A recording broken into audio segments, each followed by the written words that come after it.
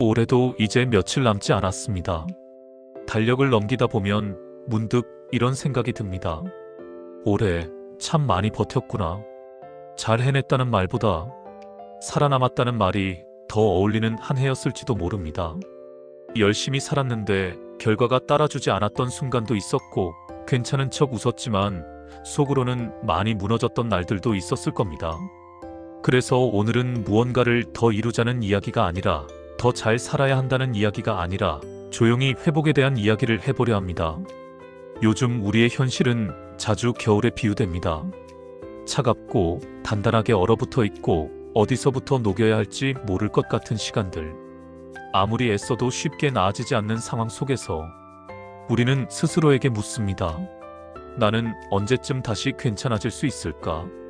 그럴 때 곽효한 시인의 시 얼음새 꽃 속 한 문장이 조용히 마음에 들어옵니다.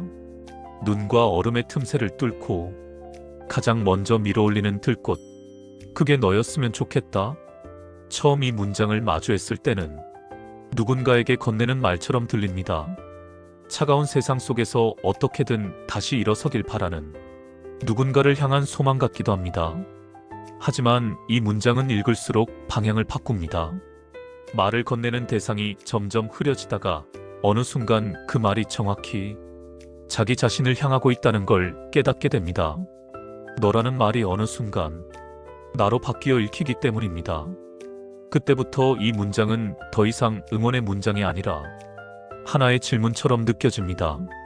나는 지금 눈과 얼음 속에 서 있는 건 아닐까? 그리고 그 틈을 뚫고 올라오는 존재가 정말 내가 될 수 있을까? 생각해보면 들꽃은 강에서 피어나는 존재가 아닙니다. 줄기가 굵지도 않고 바람을 이길 만큼 단단하지도 않습니다. 누가 봐도 쉽게 꺾일 것처럼 보이고 금세 사라질 것 같은 모습입니다. 조건이 좋아서 올라오는 것도 아닙니다. 따뜻한 햇살이 충분해서도 아니고 흙이 기름져서도 아닙니다. 오히려 들꽃이 피어나는 곳은 대개 조건이 좋지 않은 자리입니다. 눈이 덮여 있고 얼음이 얼어붙어 있고 사람들이 쉽게 지나쳐버리는 자리입니다. 그런데도 들꽃은 올라옵니다. 그 이유는 아주 단순합니다. 눈과 얼음이 완벽하게 막지 못한 아주 작은 틈이 있었기 때문입니다. 들꽃은 그 틈을 발견했을 뿐입니다. 세상을 바꾸려 하지도 않고 겨울을 없애려 하지도 않고 봄이 오기를 재촉하지도 않습니다. 그저 지금 이 자리에서 자기가 올라올 수 있는 가장 작은 가능성을 붙잡았을 뿐입니다. 회복도 어쩌면 이와 비슷한 모습일지 모릅니다. 우리는 흔히 회복을 강한 사람의 능력이라고 생각합니다. 멘탈이 단단한 사람, 쉽게 흔들리지 않는 사람, 어떤 상황에서도 버텨내는 사람. 하지만 곽효한 시인이 보여주는 회복은 그런 모습이 아닙니다. 회복은 강한 사람만이 가진 능력이 아닙니다. 잘 버티는 사람만의 재능도 아닙니다. 오히려 많이 흔들렸던 사람, 여러 번 무너졌던 사람, 그럼에도 불구하고 다시 일어날 이유를 포기하지 않은 사람의 태도에 가깝습니다. 회복은 힘의 문제가 아니라 방향의 문제이고 의지의 문제가 아니라 태도의 문제입니다. 그리고 무엇보다 회복은 스스로에게 허락하는 마음에서 시작됩니다. 나는 지금 완벽하지 않아도 괜찮다고, 아직 회복되지 않았어도 괜찮다고, 조금 느려도 괜찮다고 자기 자신에게 말해주는 일. 회복 탄력성이 좋은 사람들은 특별해서 다시 일어나는 게 아닙니다. 이들은 남들보다 덜 아픈 사람들이 아닙니다.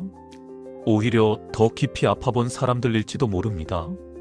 이 사람들은 넘어졌다는 사실을 숨기지 않습니다. 괜찮은 척하며 자기 자신을 속이지 않습니다. 아프다고 말할 수 있고 힘들다고 인정할 수 있습니다. 또 이들은 지금의 상황이 전부가 아니라는 걸 끝내 믿습니다. 이 믿음은 근거 있는 확신이라기보다 포기하지 않겠다는 선택에 가깝습니다.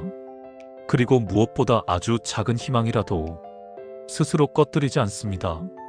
희망이 크지 않아도 괜찮습니다. 대단하지 않아도 괜찮습니다. 오늘 하루를 겨우 견뎌낸 이유 하나, 내일을 완전히 포기하지 않은 마음 하나, 그 정도면 충분합니다. 그래서 이들은 눈과 얼음으로 가득한 세상에서도 결국 다시 올라옵니다. 빠르지 않아도 눈에 띄지 않아도 조용히 자기 자리에서 다시 피어납니다. 혹시 지금 회복이 더딘 것 같아 스스로를 자책하고 있다면 오늘은 그 마음을 잠시 내려놓아도 괜찮습니다. 왜 나는 이렇게 오래 걸릴까? 왜 나는 아직도 이 자리일까? 왜 나는 남들처럼 빨리 괜찮아지지 않을까? 이 질문들 앞에서 조금은 자기 자신을 놓아줘도 괜찮습니다.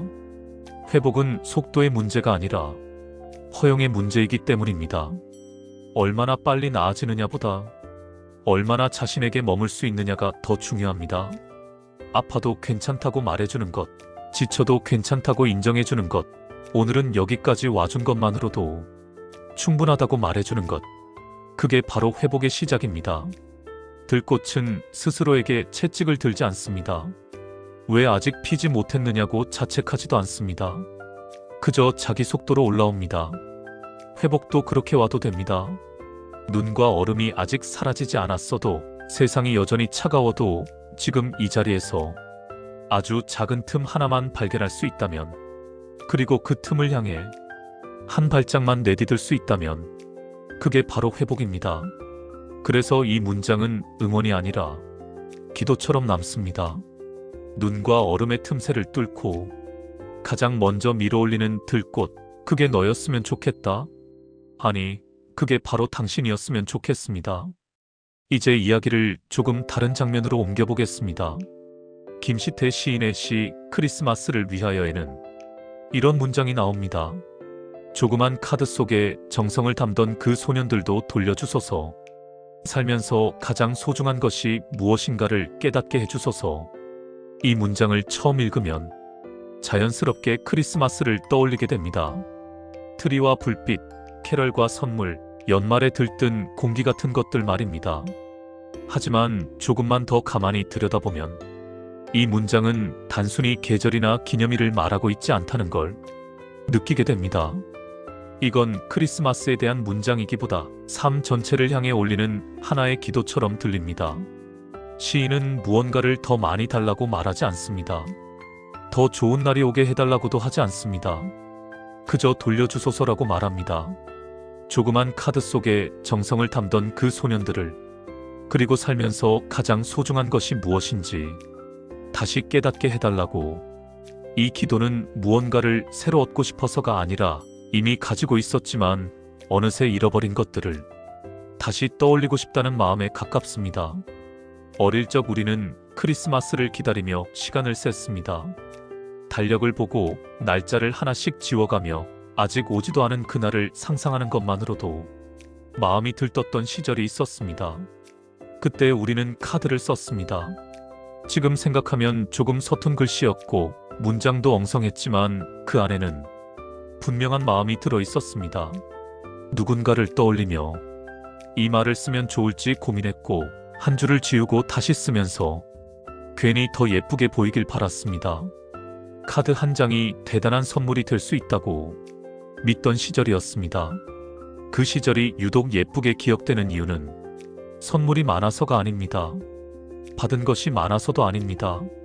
우리가 그때 조금 더 순수했기 때문일지도 모릅니다.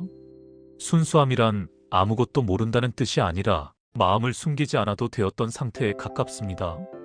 좋으면 좋다고 말할 수 있었고, 기쁘면 그대로 웃을 수 있었고, 정성을 들이는 일이 부끄럽지 않았던 시간들입니다.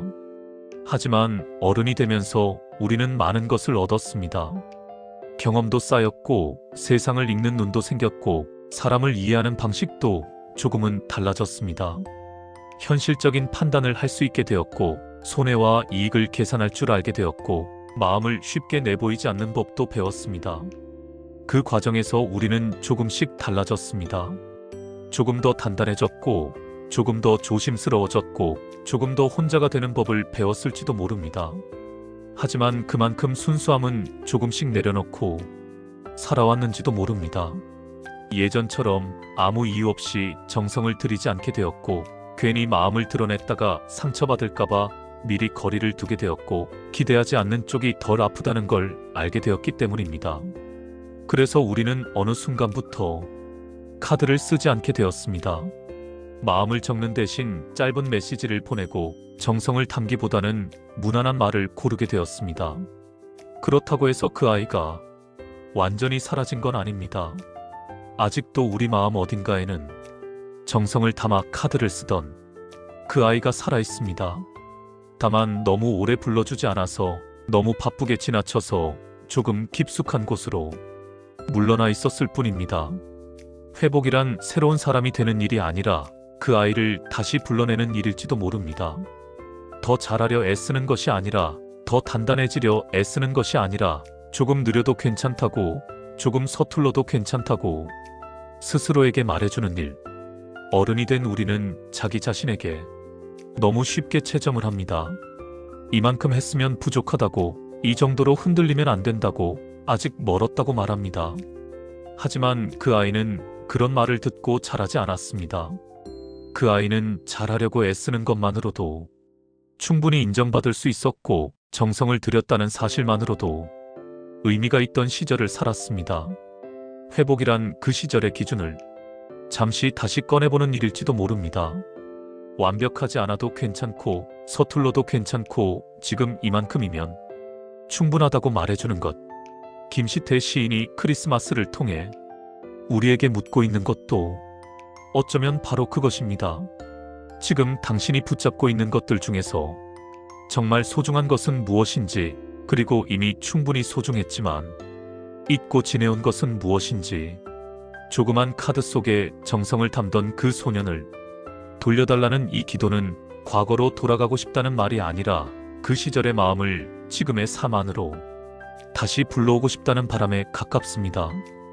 회복은 과거로 도망치는 일이 아니라 지금의 나를 조금 더 부드럽게 안아주는 일입니다. 그 아이를 다시 떠올릴 수 있다면, 그리고 그 아이에게 괜찮다고 말해줄 수 있다면 우리는 이미 회복의 문 앞에 서 있는지도 모릅니다. 그래서 이 문장은 기도처럼 남습니다. 살면서 가장 소중한 것이 무엇인가를 깨닫게 해달라는 말은 앞으로 더 많은 것을 가지게 해달라는 부탁이 아니라 이미 가진 것들을 다시 볼 수 있게 해달라는 부탁이기 때문입니다. 그리고 그 부탁은 지금 이 순간에도 조용히 우리에게로 돌아옵니다. 이제 2025년도 정말 얼마 남지 않았습니다. 올 한 해 정말 고생 많으셨습니다. 잘해낸 날보다 버텨낸 날이 더 많았을지도 모릅니다. 그래서 새해를 맞이하기 전에 꼭 한 가지는 스스로에게 해주셨으면 합니다. 회복할 시간입니다. 아무것도 증명하지 않아도 되는 시간, 아무도 설득하지 않아도 되는 시간, 그저 나를 다시 데우는 시간입니다. 연말에 필요한 건 새로운 계획보다 충분한 회복입니다. 완성된 사람이 아니라 회복된 사람이 새해를 맞이하는 게 가장 좋으니까요. 곽효한 시인의 들꽃은 말합니다. 조건이 나아진 다음이 아니라 지금 이 자리에서도 올라올 수 있다고. 김시태 시인의 소녀는 부탁합니다. 가장 소중한 것이 무엇인지 잊지 않게 해달라고. 이 두 시가 우리에게 건네는 회복의 메시지는 결국 하나입니다. 당신은 이미 충분히 잘 버텨왔고 이제는 다시 시작해도 괜찮다는 말입니다. 혹시 지금 2026년을 앞두고 마음이 무겁다면 이 문장을 기억해 주세요. 눈과 얼음 사이에서 가장 먼저 피어나는 들꽃, 그게 바로 당신이었으면 좋겠습니다.